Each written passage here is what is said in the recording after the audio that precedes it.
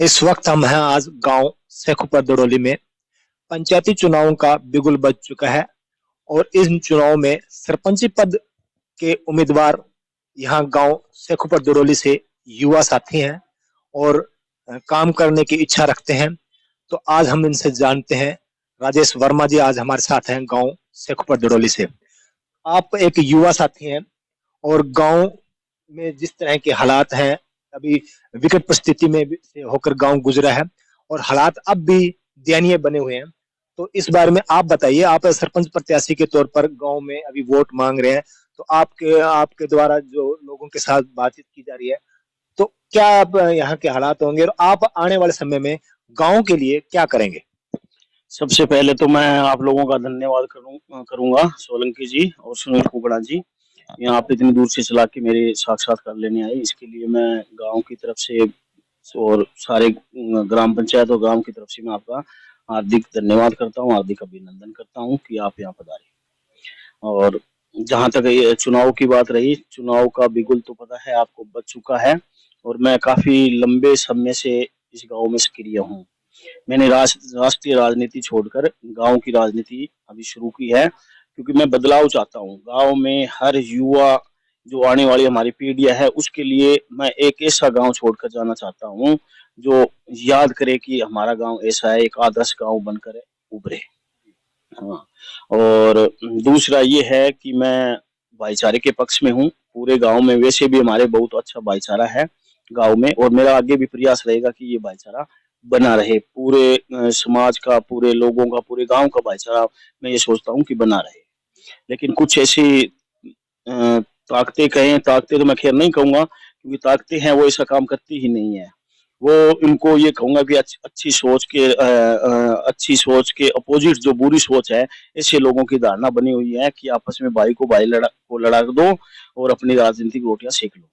और ये वो क्योंकि पुरानी एक अंग्रेजों के टाइम में कहावत थी कि फूट डालो और राज करो, यानी दो भाइयों को लड़ा दे तो एक भाई उनकी तरफ जाएगा। तो ऐसा उन लोगों की अच्छी सोच को दर्शाता है, जो बहुत ही गलत है और आने वाले पीढ़ी के लिए भी बहुत गलत है और आज की युवा पीढ़ी के लिए भी बहुत गलत है। तो जैसा कि इन्होंने बताया कि आपसी भाईचारा बनाकर हमें चलना है और जो लोग फूट डालने की कोशिश करते हैं उनसे बचना है। इनका संदेश बहुत अच्छा है, लेकिन हमने ये भी इनसे जानने का प्रयास किया था कि जो हमने बताया था, अभी बताया था कि जो विकट परिस्थिति यहाँ के गांव की रही है, सबसे बड़ी बरसाती पानी की निकासी न होने के चलते लोगों की फसलें बर्बाद होगी और लोगों के हालात बेहद दयनीय होंगे। आने वाले समय में उस व्यवस्था को सुधारने के लिए आपका क्या कदम रहेगा? देखिए, जहाँ तक खेतों की पानी की समस्या है, पाइपलाइन अभी गवर्नमेंट ने हाल ही में एक पाइपलाइन, बड़ी पाइपलाइन लगवाई थी, लेकिन वो कामयाब नहीं हो पाई। और इस बारे में हम गांव के हमारे जो प्रतिनिधि है, हमारे साथी भाई है, वो विधायक दूड़ाराम जी से भी मिले थे और प्रशासन से भी प्रशासन को हमारी जो समस्या को मतलब अवगत करवाया था।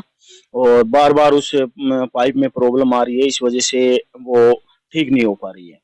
तो हमें लगता है कि कुछ ही दिनों में वो पाइपलाइन है वो सुचारू रूप से उसका काम शुरू हो जाएगा और इस जो समस्या है वो जल भराव की, वो जल्द ही खत्म हो जाएगी।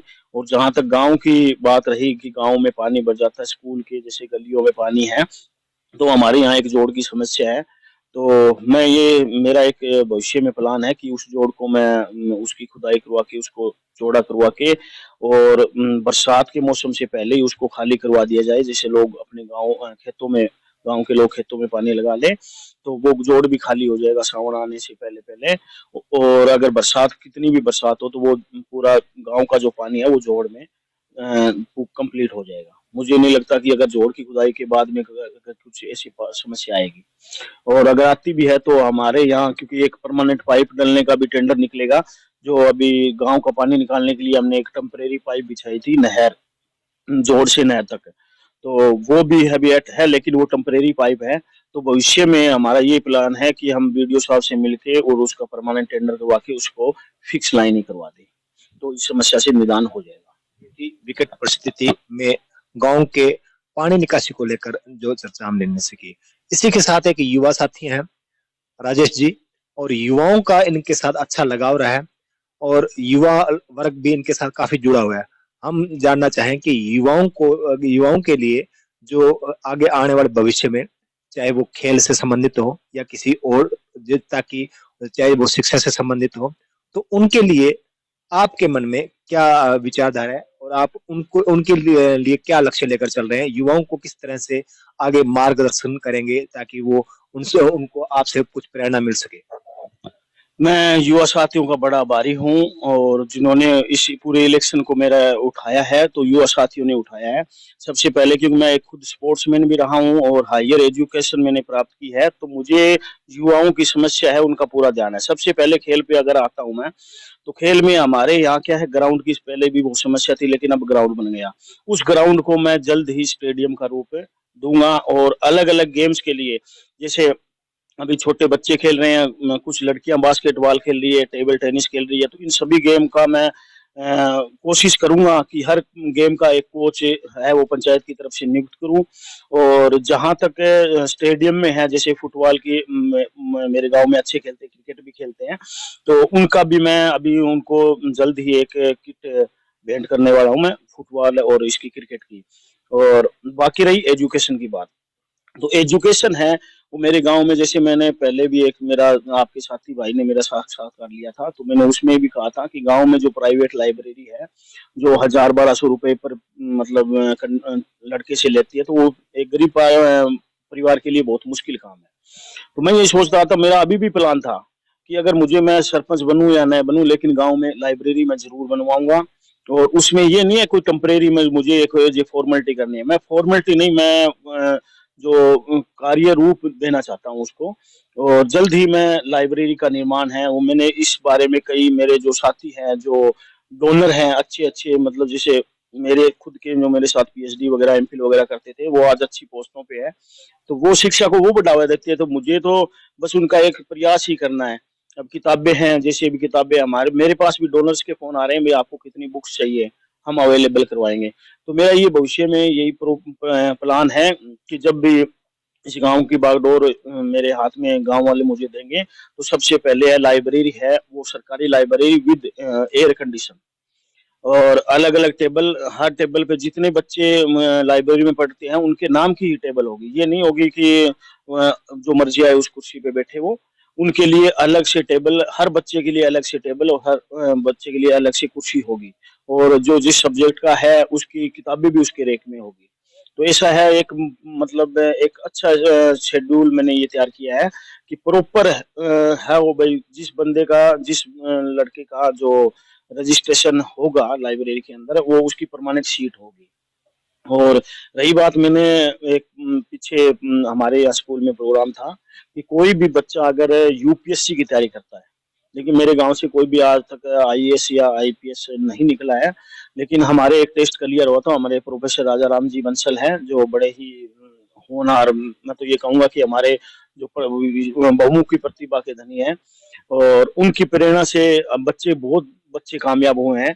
तो बड़े भी सोशल वर्कर भी हैं, वो हर काम में आगे भी रहते हैं। तो वो उनका जो यूपीएससी का टेस्ट क्लियर हुआ था, उनका डिपार्टमेंटल जो टेस्ट था, मैं उनको बधाई भी देता हूँ और ये भी कामना करता हूँ कि वो भविष्य में जरूर आईएएस की कुर्सी पर है वो बैठे। तो इसके लिए मैंने 15 अगस्त को हमारे यहाँ शायद स्कूल में प्रोग्राम था, तब मैंने ये कहा था मेरे परिवार की तरफ से कि जो भी बच्चा यूपीएससी की तैयारी करना चाहता है, वो चाहे दिल्ली हो, क्योंकि दिल्ली मेरे कई यार मित्र हैं, उनके इंस्टीट्यूट भी हैं जो यूपीएससी की तैयारी कराते हैं, जैसे हिसार में भी है मेरे मित्र अशोक बिश्नोई जी, उनका भी इंस्टीट्यूट है, तो वहाँ फ्री ऑफ कॉस्ट मैं उनकी कोचिंग करवाऊंगा। यानी जितना खर्चा आएगा वो मैं, मेरा परिवार वहन करेगा।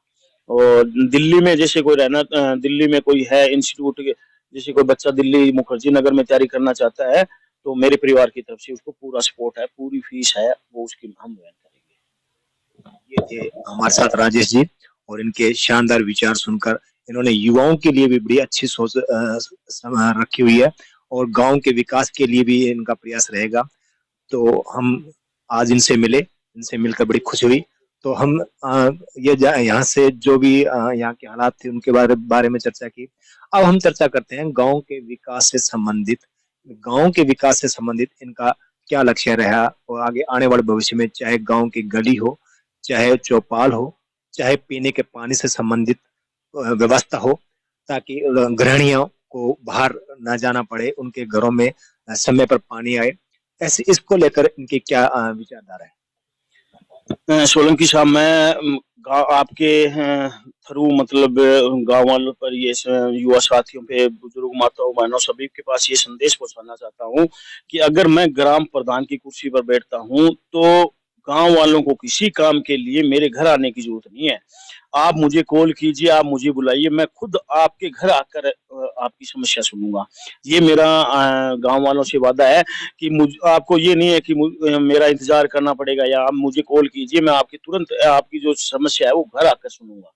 क्योंकि मैं आप लोगों को जो, अगर लोग मुझे सुनते हैं, उनका बहुत बड़ा एहसान होता है मेरे ऊपर, और उस एहसान को उतारने का यही होता है कि जिस व्यक्ति को कोई अगर समस्या हो तो उसके घर जाकर सुनी जाए। तो मेरा भी यही है, लक्ष्य है कि मैं लोगों की समस्या है उनके घर जाकर सुनूं। और मुझे क्योंकि मैं भेदभाव के सख्त खिलाफ हूँ, क्योंकि ना तो मुझे जात बिरादरी इन चीजों से मैं बहुत ऊंचा उठा हुआ हूँ, और इन चीजों का महत्व भी एक पढ़े लिखे इंसान के लिए महत्व भी नहीं होता। और जो दलित भाई है, पिछड़े हैं, सवर्ण है, सभी हम मिलजुल कर रहते हैं, मेरी एक विचारधारा है। लेकिन कुछ लोग हैं वो इस विचारधारा को खराब करने की कोशिश करते हैं।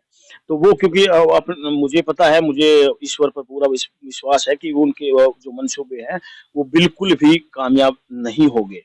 क्योंकि काफी लंबे समय से अगर आप गांव में किसी भी व्यक्ति से पूछोगे तो वो यही बात कहेगा कि जो इस विचारधारा की लाइन में चलने वाला एक ही जो परिवार है वो इस तरह की विचारधारा में पूरा चला है, और उसी की वजह से आज गांव का पूरा जो भाईचारा है वो पूरी तरह से खराब हो चुका है। और मुझे, मैं आज महसूस भी कर रहा हूँ कि इस भाईचारा को मैं दोबारा से बनाना चाहता हूँ कि अगर उन ताकतों को उन वो ताकतें कमजोर होगी तभी भाईचारा है वो कायम होगा इस गांव के अंदर। और विकास की बात है, विकास करने का जज्बा होना चाहिए लोगों को। ये नहीं है कि किसी का पर्सनली काम, आप पर्सनली काम भी कीजिए, सभी का कीजिए, लेकिन गांव का विकास मेरा यही है कि मैं ग्राम प्रधान, ग्रामीण प्रधान अगर मैं बनता हूँ ग्राम प्रधान, तो मैं एक 25 सदस्य की कमेटी है वो नियुक्त करूंगा। जैसे हर जो मेरे गांव में जितने गोत्र हैं, 25 है, 26 है, 30 है, हर गोत्र से मैं एक पढ़ा लिखा युवक या बुजुर्ग जिन जो अनुभवी है उसको मैं उस कमेटी में शामिल करूंगा। और वो 25 या 30 सदस्य कमेटी है वो ही पूरे मतलब सिस्टम को, गांव के विकास को और को जो उस कमेटी की मर्जी होगी वो ही विकास कार्य होगा। और यानी मैं एक सत्ता का विकेंद्रीकरण करना चाहता हूँ भाई। अगर हर गोत्र से अगर एक आदमी प्रतिनिधित्व करेगा उस गोत्र का, तो बहुत अच्छा एक भाईचारा भी बनेगा, लोगों में संदेश भी जाएगा। और मुझे भी कल को ये नहीं कह सकते कि सरपंच में कुछ घमंड आ गया या ये आ गया, क्योंकि मैं पूरी पावर है वो उस 25 सदस्य या 30 सदस्य की कमेटी को दूंगा। जो गांव में विकास कार्य कराना चाहेगी वो उसके हाथ में होगी। और मैं उस कमेटी के लिए हमेशा तत्पर रहूंगा, गांव के विकास के लिए। हर किसी भी कोई भी मुद्दा हो उसके लिए मैं हर समय तैयार मिलूंगा, क्योंकि मेरे परिवार में इतने सदस्य हैं कि अगर एक गैर हाजिर भी होता है तो 4 मौजूद होते हैं। हाँ, तो हमारे मेरी तरफ से विकास कार्यों में गांव की कोई कमी नहीं आएगी। हर गली, हर नुक्कड़ और जितने भी खेतों के जो रास्ते हैं वो भी हम इंटरलॉक करवाने की कोशिश करेंगे। जितनी भी सड़कें हैं, अब गांव में आप आते हो कि बरसात की जो है मेन, जो हमारे गांव की एक मेन गली है उसमें पानी पूरा बरसात में भर जाता है। तो कम से कम उस गली को थोड़ा ऊंचा करके, उसको चौड़ा करके दोबारा से सीमेंटेड हम बनाएंगे, ताकि क्योंकि गांव का मेन रास्ता है। इसी तरह जितने भी पुराने समय में जितनी भी सीमेंटेड बनी हुई है इन सबको उखाड़ कर नई सीमेंटों का वो करेंगे। और साथ ही साथ ये कोशिश रहेगी हमारी कि गलियों की जो नाली की समस्या है वो पूरे गांव में, ये सोचेंगे कि अगर हमारे पास बड़ा बजट आया तो पूरे गांव में सीवरेज की व्यवस्था भी हम करवा देंगे। हमने राजेश वर्मा जी से पूरी बातचीत की। धन्यवाद। गांव शेखपुर दड़ोली से आप देख रहे थे हमारी खास रिपोर्ट।